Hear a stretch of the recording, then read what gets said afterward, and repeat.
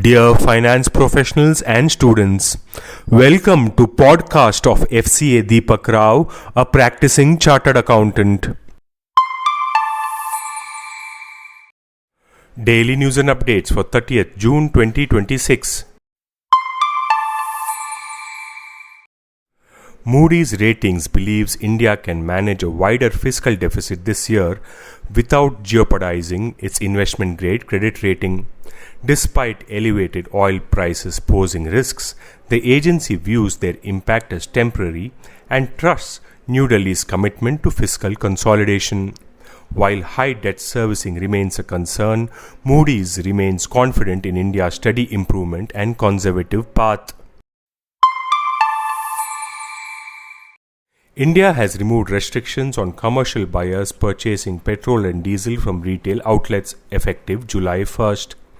These emergency measures, implemented in June due to Middle East tensions and a price gap, were aimed to ensure equitable supply and prevent hoarding.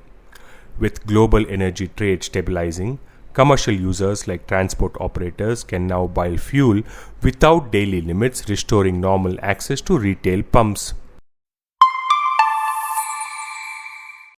India is planning a high-frequency index to track its vast informal economy, covering millions of unincorporated companies.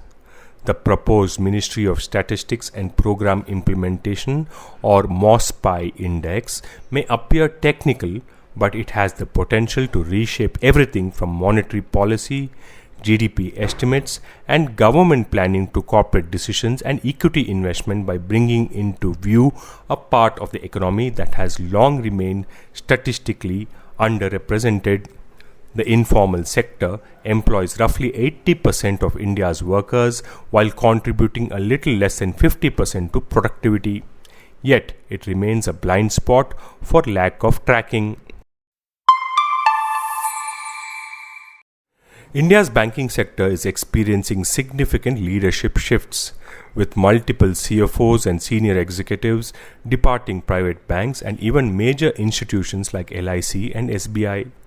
This talent churn, driven by regulatory complexities and new opportunities, is creating a domino effect across the industry.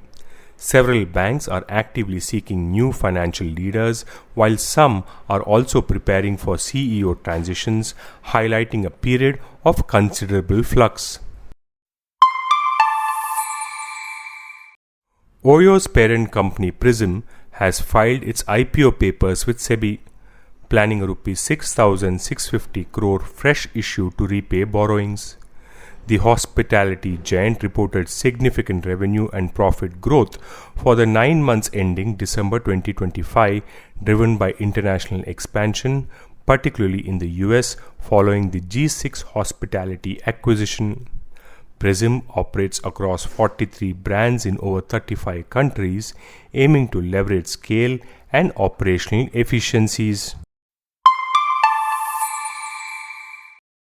Indian air conditioning manufacturers are increasingly attracted to the European market as they respond to rising demand driven by intense heat waves and climate change awareness. Competing against lower-cost Chinese and South Korean brands is challenging, yet Indian companies are poised to comply with strict European regulations. HDFC Bank has appointed Puneet Sharma as its new finance chief, following his resignation from Axis Bank.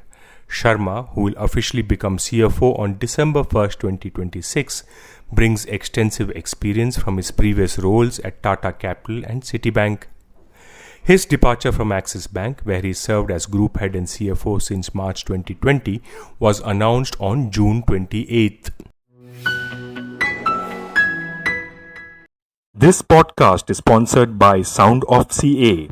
We share because we care. Vande Mataram, Jai Hind.